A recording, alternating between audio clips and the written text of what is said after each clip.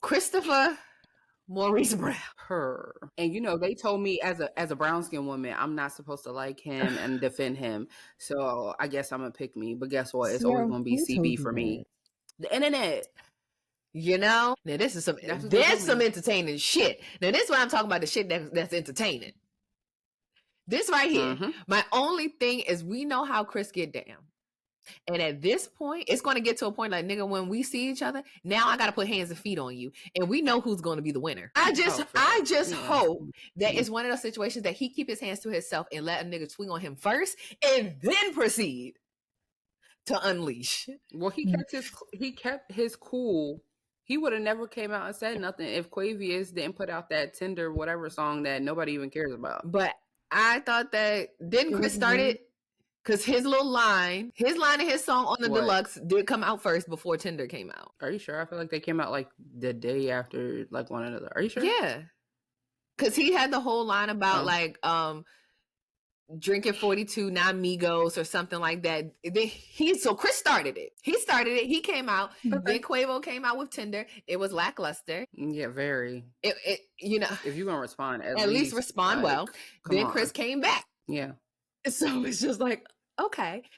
We all know that Chris is still hung up on Karrueche. That is what his Achilles heel. That is the one thing. It's like, baby, please. She's not coming home. She's gone. That's your one that got away. She will never come back. That is it. That is all. That is it. That is all. She's never coming back. Like, you have been mentioning this lady, and this is why people gotta be like, nigga, you crazy. He's a Taurus man. Mm-hmm. He's fucking crazy. He said he's crazy. Yes, he's crazy. And keeps showing everybody he's fucking crazy. Like, please stop mentioning it. Like, it wasn't enough to yell her full name on an album. Every single album, there is a song that like, damn, he talking about Karrueche. Every single one. Mm-hmm. And there is a song about her on every single album. Mm-hmm. That is so unhinged. So unhinged. He's unhinged. We know that. Very unhinged. And I would love for it to stop, but we know it's not going to stop. And that's a travesty. No. That is a travesty. But the thing to me that's also really dumb is the fact that Quavius and Karrueche aren't even a thing. So why? It was a moment in time, literally. Well, it was multiple moments in time.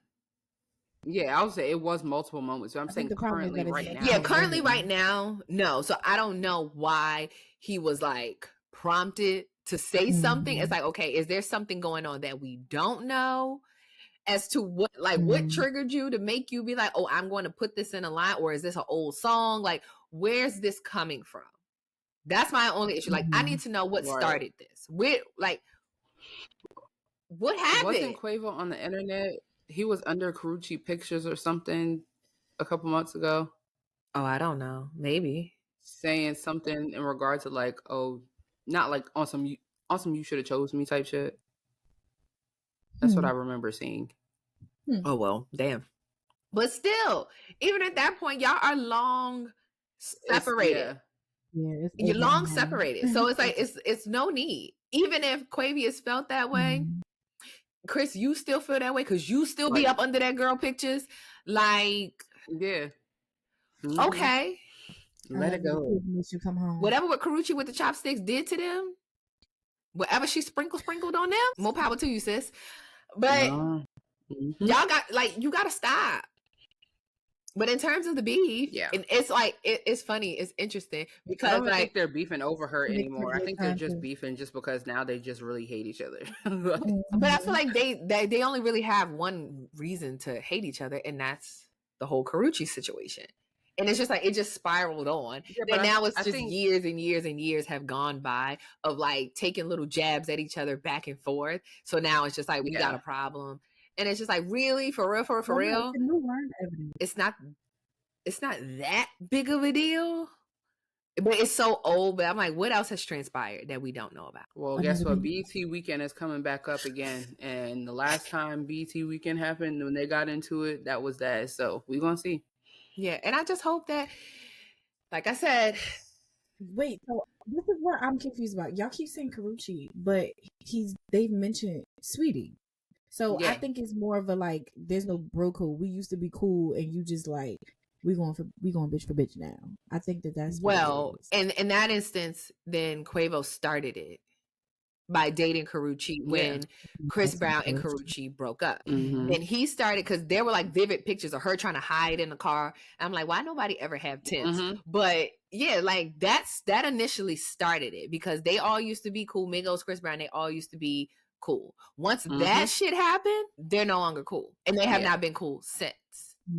So now, it's a tit for tat kind of situation. Like, oh, you fucked my bitch, now I'm gonna fuck your bitch while you still with her, nigga. And we all know one thing. But my thing is, how do we know? I mean, I assumed he was talking about Sweetie, but how do we know he's talking about Sweetie? Because he said Sweetie in the song. He said sweet. He said something about sweet. Oh, he said it was sweet, and don't let that go over your head. I was trying to shoot my girl some. You was trying, but no. And we all know the record has shown Christopher don't lie. Oh no, one thing he's not is a liar. So if he said it, it's factual. It's true. I believe that shit. It's true. And I'm like, oh, okay. I was so well versed in the girl beat. And I'm just over here like, oh, really? Child, this is good. But yeah, like, he don't lie. So we know that it's true. We know that it's true. And I really feel like that was why they broke up. Because people been trying to pin it on. People been trying to happen in the elevator. Like, people been trying to pin it like, oh, it was Offset. I don't think Quavo and Offset would have ever spoken, ever had anything to do with each other if that was the case. If it was Offset, regardless of Takeoff or anything, I think that it would have just been like, nah, nigga, we'll never fucking speak again. Yeah, no. So I don't think I don't think it was him. But that man repoed her car. That nigga was big mad. Hurt. Yeah, yeah, I think it was Chris. Everything. It was Chris, like his arch nemesis, if you will. It was Chris. I believe it. So I believe it. I believe everything that Chris said was true. He definitely fucked Sweetie while he was still with Quavo, and that's his MO. So I can believe it.